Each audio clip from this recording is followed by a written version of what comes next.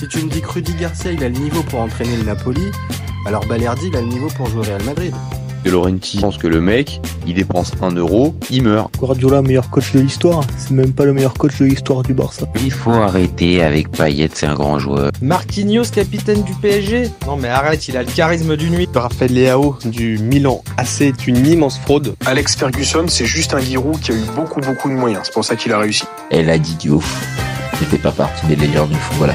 Si t'enlèves le championnat anglais, allemand, espagnol, italien, portugais, lituanien, la Ligue 1 c'est le meilleur championnat européen. Salut à tous, je suis super content de vous retrouver pour un nouvel épisode du FC Copain. Alors, pour m'accompagner aujourd'hui, je suis avec Capreux et Signaux. Salut mon copain. Salut mon copain. Alors aujourd'hui au programme, un bon vieux à son prime, tu choisis qui? Avec d'un côté Ruud van Nistelrooy et de l'autre Adriano. Alors, je vais défendre l'ami Ruud van Nistelrooy pendant que Capreux et Signaux va défendre Adriano. Toujours ok mon copain? Adriano de l'OM ou... Là, vaudrait mieux pas qu'on commence avec ça parce que là, sinon, là, le débat, il va être vite dur. Parce déjà, est-ce que tout le monde a la ref de Adriano de l'OM? Reprécise-le parce que peut-être que tout le monde l'a pas, le Adriano de l'OM. De l'air rapide, grand milieu de terrain, grand numéro 10, niveau physique de Unai. Oh, je crois que même Unai, c'est son maître à Adriano en question.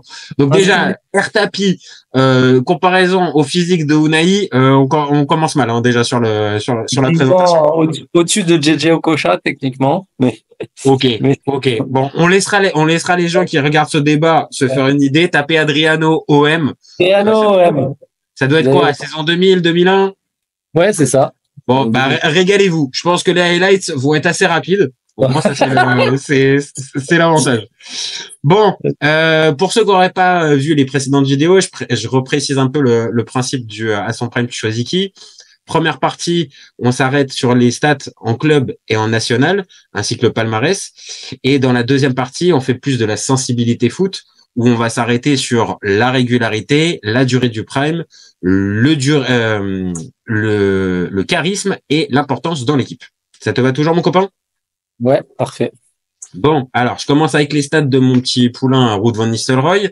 Alors, en club, ça donne 523 matchs, 321 buts, 76 passes décisives et 4 cartons rouges. De ton côté, l'ami Adriano, ça donne quoi? Alors, l'ami Adriano, à chaque fois, c'est la même chose. Ça saute, j'étais dessus. Déjà, c'est beaucoup moins de matchs. beaucoup moins de buts. Alors, je vais te dire ça tout de suite. Il est là. C'est donc 300, si je dis pas de bêtises, ouais, c'est ça, 379 matchs, 177 buts. Donc, mais bon, franchement, la fin de carrière est dramatique. Est-ce que tu voulais d'autres? Les cartons rouges, j'ai pas. Ouais, passe décisive, mais bon, après, ça, c'est pas le plus important. Si tu les as pas, moi, je les ai, les passes décisives. J'ai 40 passes décisives et un seul carton rouge pour l'ami Adriano. Donc, il y en avait un qui était un peu plus sanguin, l'ami, un carton rouge dans une carrière, c'est pas beaucoup, hein, sur presque 400 matchs. C'est ce que je me dis, et en regardant, après, c'est les attaquants aussi. Les attaquants aussi, mine de rien, bon, ils sont moins sujets aussi à en prendre des cartons rouges. Mais, on pris 0 carton rouge, là, Cyril Roll? Bah, je sais pas, moi, sinon, je pense spontanément à Zidane et ses 14 cartons rouges. Ouais. Forcément. Mais c'est vrai qu'Adriano. J'ai pas de joueur, là. Je suis sûr qu'il a pris 0 carton rouge. Franchement. Si, Benzema. Arrête. Benzema, 0 carton rouge. Sûr et certain. Putain. Ah ouais, 0 carton rouge. C'est, ouais. Et même en termes de carton jaune, il est vraiment pas dingo. Hein. Ah, vraiment. Et 0 carton rouge pour l'ami Benzema. Bon, on se maîtrise, hein. Donc bon, en tout cas, c'était juste un petit détail, voilà. Donc tu m'as dit 177 buts, un truc comme ça. Ouais, 177 buts, 379 matchs. Ok, moi j'ai 321 en 523. Bon, je suis pas le max au niveau des ratios, mais bon, ils sont pas très très loin quand même au niveau des ratios. Si. Bah ça fait ça fait 1 là, ça fait 0,5. 180 x 2, ça fait 360. il est pas loin des 0,5, il y a 0,45. Et moi, j'ai 321 en 523 matchs. Donc, c'est un peu plus que, Non, un peu plus que 0,5. Hein. T'es à 60, t'es à 65 presque. Bon, donc un meilleur ratio peut-être pour Van Nistelrooy. Après, Combien c'est tu peut-être. m'as dit exactement? Je t'ai dit 321 buts en 523 matchs. Tu vois, de tête 0,62.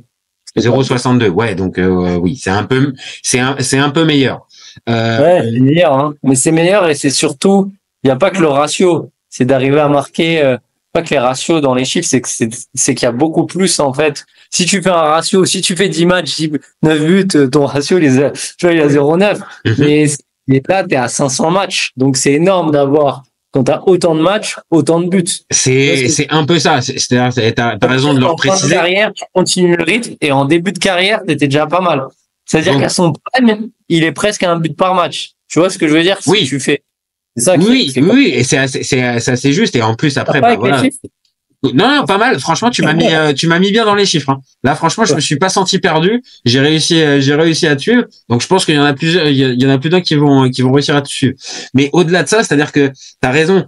Quand on regarde un peu Van Nistelrooy et donc l'affiche, comme on peut faire à chaque fois qu'on fait ce type de débat, bah oui, on se rend compte que il a été performant au début, au milieu de la carrière et globalement à la fin. Alors peut-être un peu moins les dernières années, que ce soit à Hambourg ou à Malaga.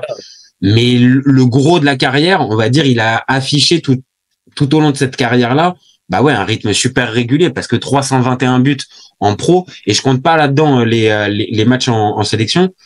Bon, il y a pas la sélection? Non, là je t'ai compté juste les clubs. Ah oui. Donc voilà. Donc il a mis le double de buts dans sa carrière déjà de l'autre. C'est quand même d'Adriano, donc c'est quand même énorme. Bon, bah, de toute façon, moi, je vais pas aller sur ce terrain, je vais l'éviter, hein, sur la carrière. Oui, bah, je vois ça. D'habitude, t'as beaucoup plus envie de t'arrêter sur les chiffres et tout ça. Et bon, là, assez non, mais logiquement. qui a fait une meilleure carrière, il y a même pas de débat. Non, mais voilà, c'est ça. Et c'est carrière la meilleure. Et c'est en ça, même si on est obligé de comparer les carrières, c'est pas là qui va être le sel du débat, parce que si c'est pour savoir comme tu l'as dit, qui a fait la meilleure carrière entre les deux, je pense qu'il y a même pas besoin de faire un grand débat pour savoir que c'est Van Nistelrooy qui fait une meilleure carrière que Adriano. Maintenant, notre vidéo, c'est à son prime, donc dans la meilleure version. Oh, voilà. Qui tu prends? Tu prends Ruud, meilleure version, ou Adriano. Et là, pour le coup, je pense que le débat, il est beaucoup plus. Quand il est à son meilleur niveau, voilà, parce qu'on va redéfinir prime, ça s'emploie tout le temps, mais vraiment, quand il est à son meilleur niveau, la période où il joue le mieux, les périodes où les deux jouent le mieux, lequel vous choisissez dans votre équipe? C'est exactement ça. C'est là que tourne notre débat. Donc on voit sur les clubs. Bon, en termes de nombre de clubs, j'ai 1, 2, 3, 4, 5, 6. J'ai 6 clubs pour Van Nistelrooy, et de mémoire, ça doit être à peu près ça aussi pour Adriano. Il fait Parme, Fiorentina, Inter. Flamengo. Il passe à la Roma. À la Roma, Flamengo, Corinthians. Ouais. Et il fait l'Atlético Paranense. Ouais. Donc et Miami 2 matchs. Miami. Ouais, donc est-ce qu'on le compte? Est-ce qu'on le compte, le Miami 2 matchs? Surtout qu'en plus c'est là pour le coup c'est en toute fin de carrière. Miami United. Hein. Qu'est-ce qu'il a été foutre à Miami United? Il existe encore ce club, Miami? Ah non, parce que pour maintenant c'est l'Inter Miami, le club de Messi, Suarez et des autres. Mais je pense que la franchise a été rachetée, je pense. Ouais. Je pense parce que Miami United, ça me dit rien. En tout cas, c'est pas étonnant quand on connaît un petit peu le personnage Adriano de le voir terminer à Miami en fin de carrière. Bon, c'est pas très étonnant. Bon, en club, on voit ça. En sélection, là peut-être qu'il y a un peu plus débat, parce que moi de mon côté j'ai pour l'ami Van Nistelrooy 70 sélections, 35 buts. Donc même moi qui suis pas fort en maths, là c'est du 0,5. Ah ouais. J'ai réussi à trouver. Il a été nickel. Et pour Adriano, ça te donne quoi? Alors sur juste le Brésil, je les ai. J'ai 48 sélections, 27 buts. Ouais, c'est ça, c'est ce que j'ai. 48. Donc meilleur ratio pour le coup chez Adriano en sélection. Ouais, mais c'est pareil. T'as combien, tu m'as dit? 70-35. Tu vois, t'as quand même t'as quand même 22 matchs de plus, donc c'est... oui, si tu fais 25 fois 2, ça fait 54. Oui, c'est un peu au-dessus, mais franchement, s'il avait joué 70, est-ce qu'il aurait marqué plus de 35? Ah, c'est quand même des gros ratios. Enfin, moi... Non, ça reste... Ça reste quand même des mecs qui ont marqué 27 et 35 buts en sélection dans les années 2000. Après, Adriano, peut-être que on peut dire que, étant donné avec qui il a joué au Brésil, c'est peut-être un peu plus dur à faire. Voilà. Ah oui, quand tu sais que t'as Ronaldo, quand tu sais que t'as Ronaldo en concurrence et que tu peux jouer en plus avec des systèmes, avec Ronaldinho en soutien d'attaquant, avec Rivaldo. Parce qu'en en pur neuf, il a qui Van Nistelrooy? Bergkamp, il est sur. Il a Kluivert quand même. Ouais. Et puis t'as des mecs comme Roy Mackay, comme Marcelbank. T'as des mecs quand même qui sont quand même là. Maintenant, oui, peut-être que la concurrence est plus forte parce que déjà de base on parle de Ronaldo en termes de concurrence au Brésil. Donc évidemment, Van Nistelrooy il a pas ça. Kluivert, il est après. Enfin, il finit avant lui, quoi. À un moment, il est plus là. Oui. En fait, il y a un peu le passage de témoin, mais il n'empêche que ils sont amenés à jouer ensemble. Après, ça va être le problème aussi de Van Nistelrooy. Et je trouve que même si le passage d'Adriano est assez court en Seleção, ça a été plus marquant que pour Van Nistelrooy, parce que mine de rien, Van Nistelrooy, il participe pas à l'Euro 2000 parce qu'il est blessé. L'Euro aux Pays-Bas et en Belgique. 2002, les Pays-Bas ne sont pas qualifiés, donc il rate le Mondial 2002.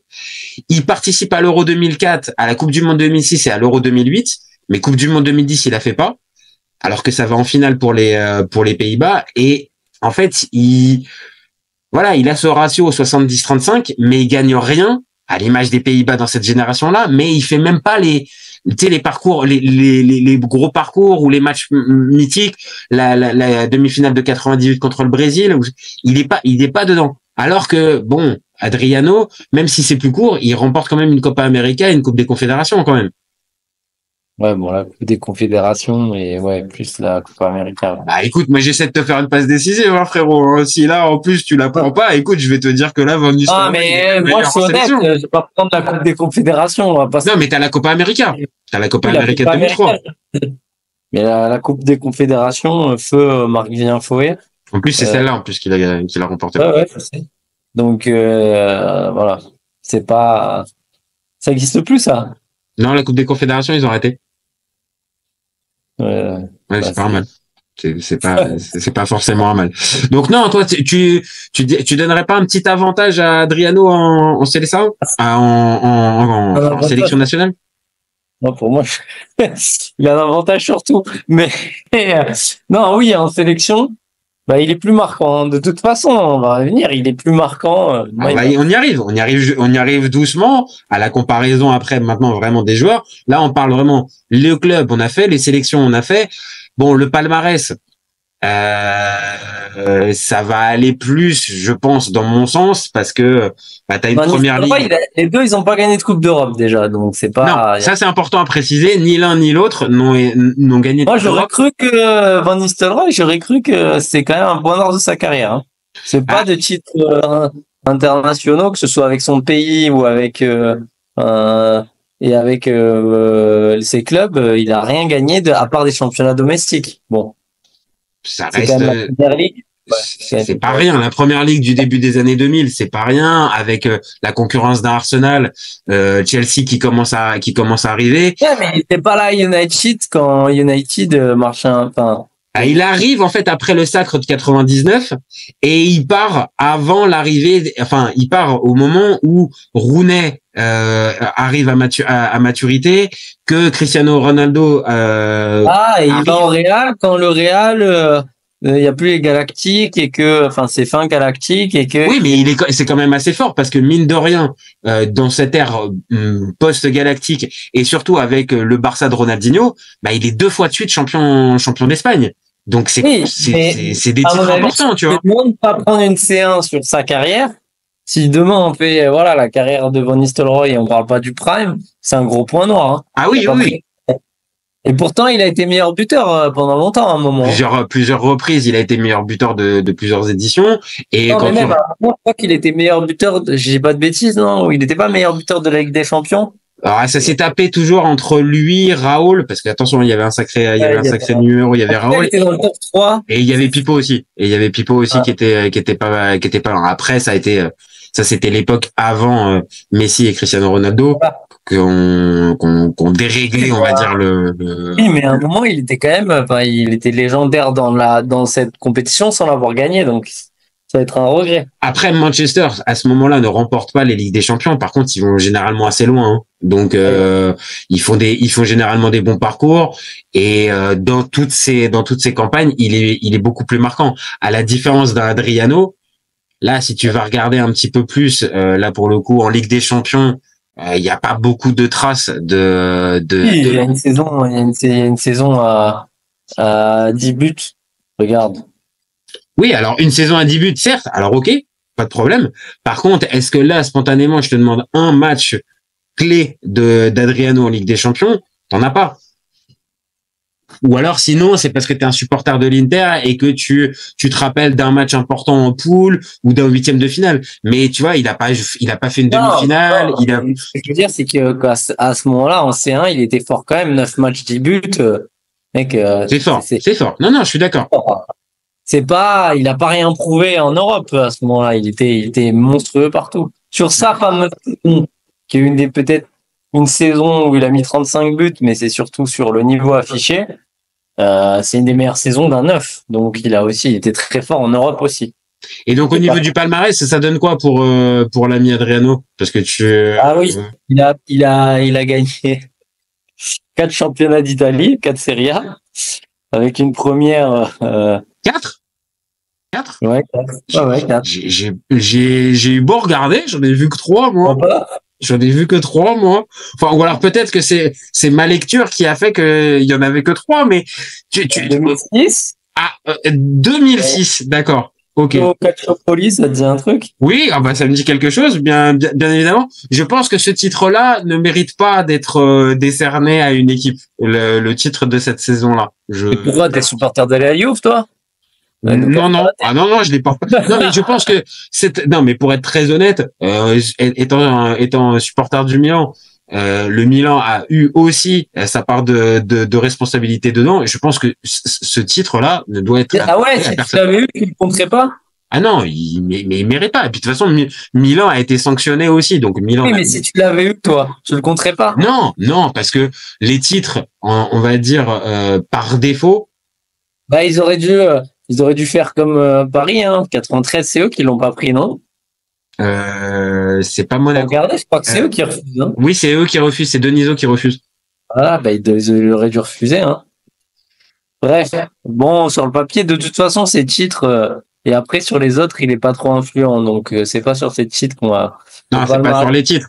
Parce que oui, pareil, voilà, après, encore une fois, tu veux vraiment pas du tout les placer, la Copa América et la Coupe des Confédérations, tu veux vraiment pas les, parce que ça reste des titres, mine de rien. Tu vois, à la fin d'une carrière, t'as remporté un titre continental. Et les champions, ça, je connaissais pas ça. Champion de Rio de Janeiro. C'est quoi, ça? Oui, mais parce que t'as des championnats d'État, en fait. T'as des championnats, t'as un championnat national qui se fait pendant une partie de l'année, et t'as des championnats locaux, en fait, qui se font au Brésil. Ouais. Donc, t'as l'État de Rio. Fais gaffe, hein, locaux, tu vas te faire défoncer par les mecs. Oui, écoute, il n'a pas de culture, il sait même pas parler. Exactement. Je la connais pas, la règle des A et O. Non, mais t'as 2008, 2009, 2011, championnat brésilien. Et après, t'as championnat de Rio de Janeiro. Et t'as une Coupe d'Italie, 2 Coupes d'Italie. Oui, oui. Et ça, pour le coup, qui sont remportés, qui sont pas remportés par défaut, qui sont bien remportés sur le terrain. En plus, c'est une belle coupe. Moi, j'aime bien la Coupe d'Italie. Ah bah, ça tombe bien. Il y en a certains sur la chaîne qui trouvent que c'est une coupe qui sert à rien du tout. Parce que déjà, le format fait que ça favorise énormément les clubs pro. Il y a pas la belle histoire comme en Coupe de France, et puis tout est fait en sorte tout est fait pour que les clubs de Serie A et voire même le haut du tableau se retrouvent toujours dans le dernier carré. Ah, mais justement, elle est pas facile à gagner. Elle est pas facile à gagner, mais on s'est rendu compte quand même, mine de rien, et pourtant moi je la défends, hein, mais qu'il y a pas mal de clubs qui la délaissent un petit peu au cours de la saison, et qui comme pour beaucoup de coupes. Peut-être maintenant, mais à l'époque. À l'époque, je sais pas. Il y avait un peu le côté consolante, un peu. Il y avait un peu le côté consolante. Bah, c'est un peu comme ça qu'est vu la coupe nationale dans pas mal de clubs, hein, dans pas mal de pays. Hein. En Angleterre, c'est pas forcément le cas, mais dans plein de pays, la coupe, c'est pas très valorisé. La Ligue, arrête tes conneries, hein. Non, mais moi, après, je te dis, moi, je fais partie de la team. Une coupe nationale, c'est important. C'est important. Bon, maintenant qu'on a fini la comparaison purement stats et des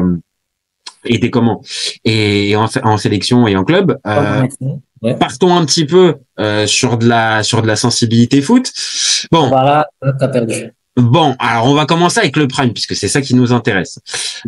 Si on doit déterminer la durée du prime, voilà. Pour ton poulain, tu dirais quoi? Entre 1 an et demi et 2 ans max. Je pense que c'est un pour lequel c'est le plus facile, Adriano, à faire. C'est 2003-2005, en sachant que voilà, il y a une saison qui est stratosphérique, quoi. C'est 2004-2005, voilà. Je suis d'accord. Est-ce qu'après on lui compte pas la 2005-2006 aussi? Il est enfin sur les deux, tu vois, ça compte. Ouais, mais bon. Pour moi, oui. Il t'a plus marqué, on va dire la meilleure version d'Adriano. Pour toi, c'est 2004-2005. Bah, c'est pas pour moi.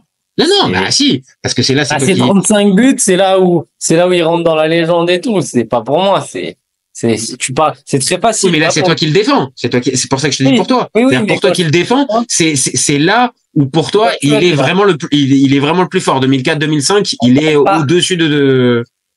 Bah, par rapport à sa carrière, ce que je te dis, c'est que c'est factuel. Il y a personne qui va pouvoir te dire que c'est pas là qu'il est le meilleur, parce que il y a que là, à la limite, qu'il est aussi fort. Tu sais, c'est pas comme s'il avait fait des années, tu vois, qu'il avait maintenu le niveau comme Van Nistelrooy. C'est pas Dimitri Payet, hein. Où il y a une saison up, il y a une saison down, hein, ça c'est sûr. Hein. Ça c'est lui, il a tout concentré. Il a vraiment tout concentré, Adriano, à la différence d'un Dimitri Payet.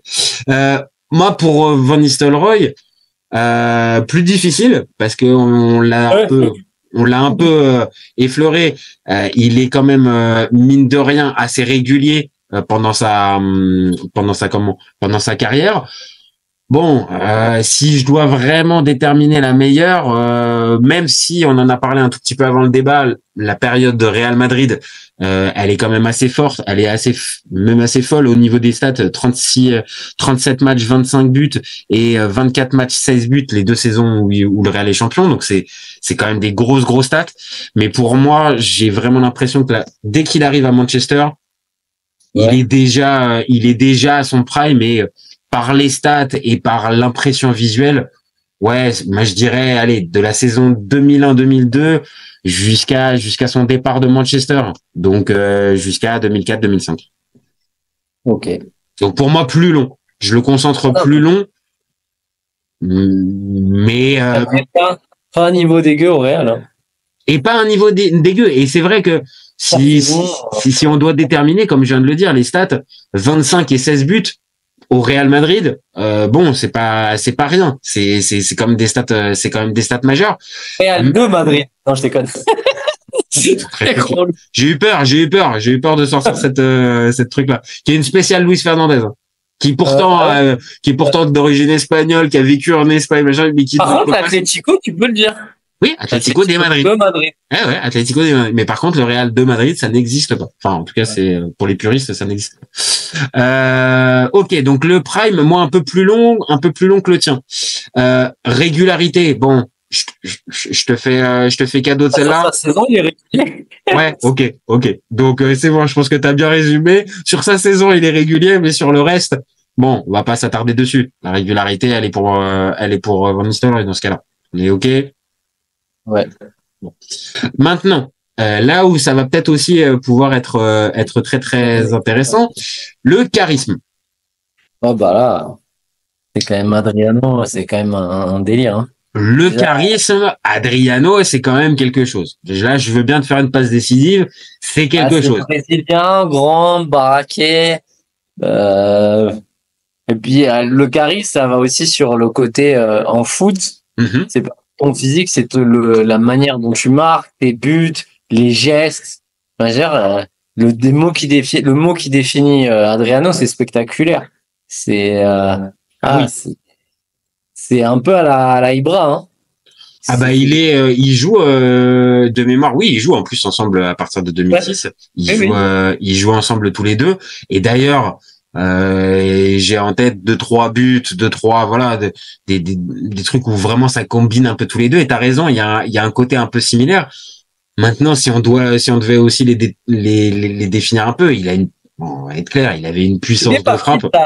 La race des mecs qui impressionne, et c'est ce qui a inspiré Cristiano Ronaldo, je crois. C'est des mecs qui veulent marquer de 40 mètres. J'ai revu une action là à un moment, il est à 35 mètres Cristiano Ronaldo, et personne frappe. Là, c'est une action là qui passe maintenant sur les réseaux que j'ai vu, et c'est vrai que il a 35 mètres, le jeu est ouvert à droite, à gauche, il contrôle, il fait un, deux pas, boum, il envoie une praline. Et ça, c'est le genre de truc que faisait Adriano que sur une saison, mais c'est des mecs, c'est hallucinant en fait.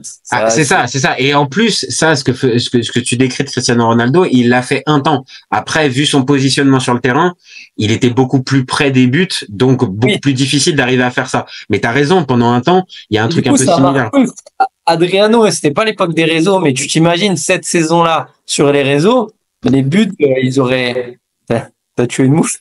Non, c'est mon micro qui a eu envie de se barrer, en fait. C'est juste ça. En réflexe. Mais ils auraient, t'imagines les buts qu'il a mis, comment ils auraient tourné en boucle et en boucle et en boucle, et ça aurait été encore plus une légende, parce que les buts qu'il mettait, les coups francs de 35 mètres, pleine lucarne, avec des frappes, chronométrées à 130 ou 140 km/h. Une puissance, c'est ça. Une puissance qui dégageait ce mec.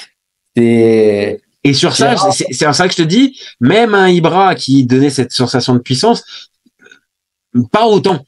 Et même un Ruud, pour le coup, pareil, hein, je pense qu'en termes de frappe de balle, je pense que il pouvait envoyer des pralines, mais pas du tout. Tu sais quoi, il avait la puissance, une référence à l'OM, mais qui est vraie, même si l'autre c'était une frappe sur 100. Il y avait une puissance à la Théo de frappe. T'as l'impression qu'il allait déboîter la cage. Non, mais après Théo, c'était vraiment en option. Il y avait l'option cadre. Il y avait l'option cadre ou pas.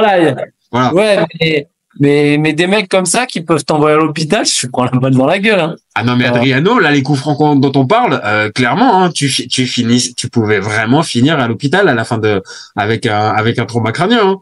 Parce que vraiment puissance de frappe, et puis après on le dit aussi, c'est-à-dire dans le style capable de pouvoir jouer plus loin des buts qu'un Van Nistelrooy qui était clairement plus proche d'un Pipo ou d'un Trezeguet, de ce type d'attaquant là, voilà, capable de pouvoir récupérer, dribbler, tirer, et peut-être, c'est même pas peut-être, plus spectaculaire qu'un Van Nistelrooy, plus spectaculaire. Très spectaculaire. C'est un des joueurs, et c'est pour ça qu'on le retient. Hein. C'est pour ça qu'on en parle encore aujourd'hui.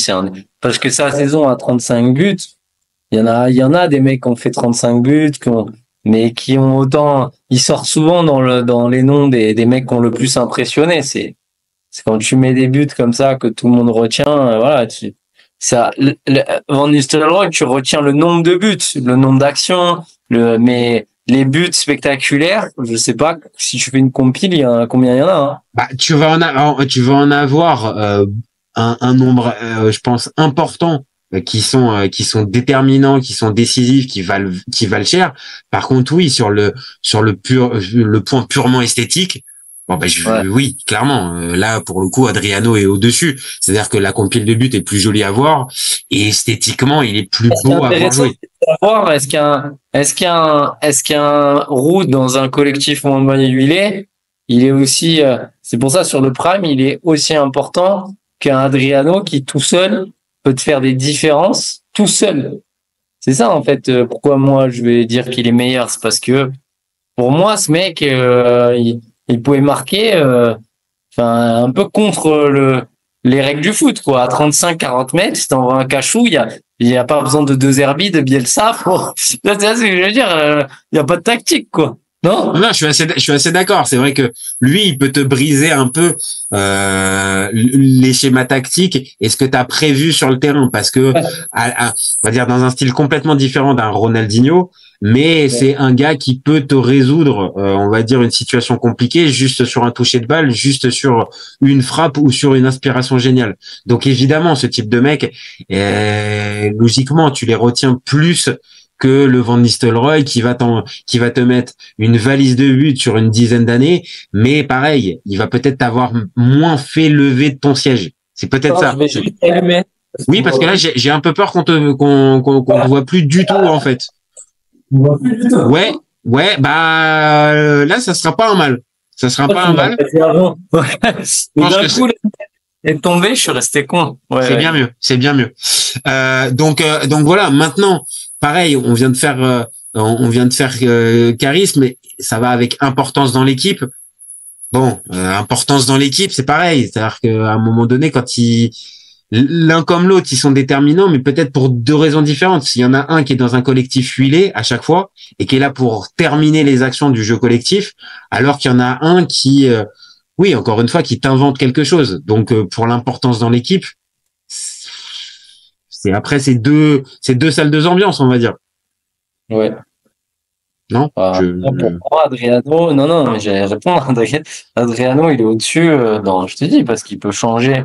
Je dis pas qu'il est pas important, Van Nistelrooy, mais pour moi, sur la saison du Prime, Adriano, vraiment, tu le mets à Guingamp, il marque à Guingamp. Enfin, on va se faire insulter par les mecs de Guingamp. Ça va. La communauté guingampaise est quand même assez limitée sur la chaîne du FC Copain, donc on sait jamais. Ouais. Excusez-nous, un supporter guingampais, c'est pas méchant, mais bon, c'est vrai que bon, on peut comprendre la phase qui est qu'il aurait été mis dans n'importe quel petit club. Ah ouais.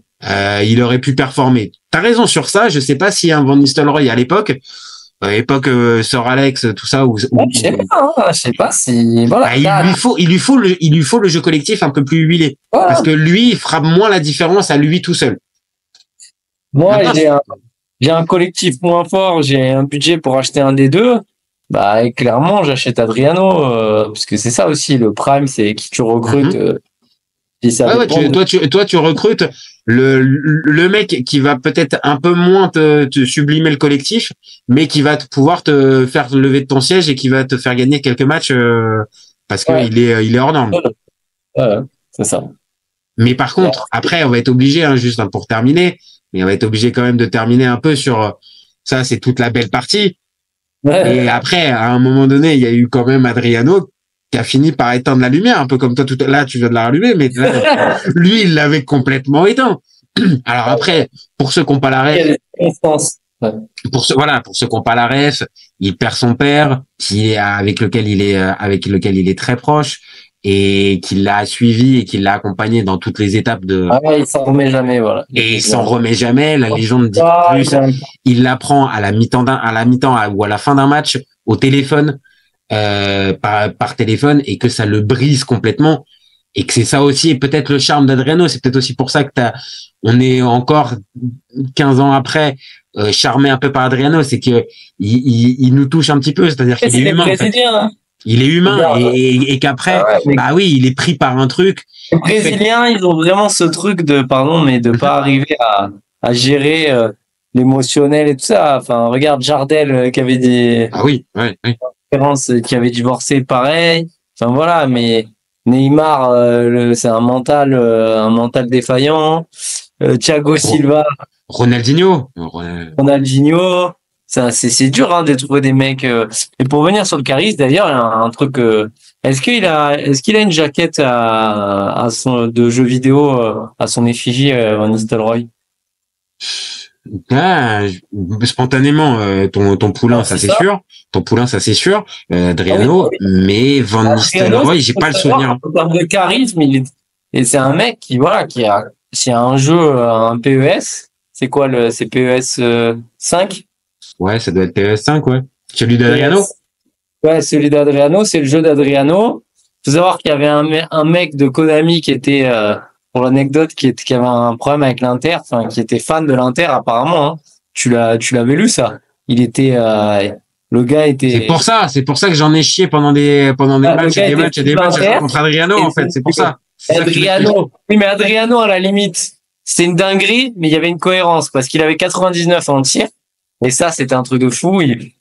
Si vous preniez, c'était un des meilleurs joueurs du jeu. Il pouvait marquer du milieu de terrain. Enfin, c'était impressionnant. Et c'était trop, limite. Et surtout qu'après, ils l'ont continué sur 1-2 saisons, alors que lui, il commençait à baisser, on vient de le dire, pour les réseaux qu'on connaît.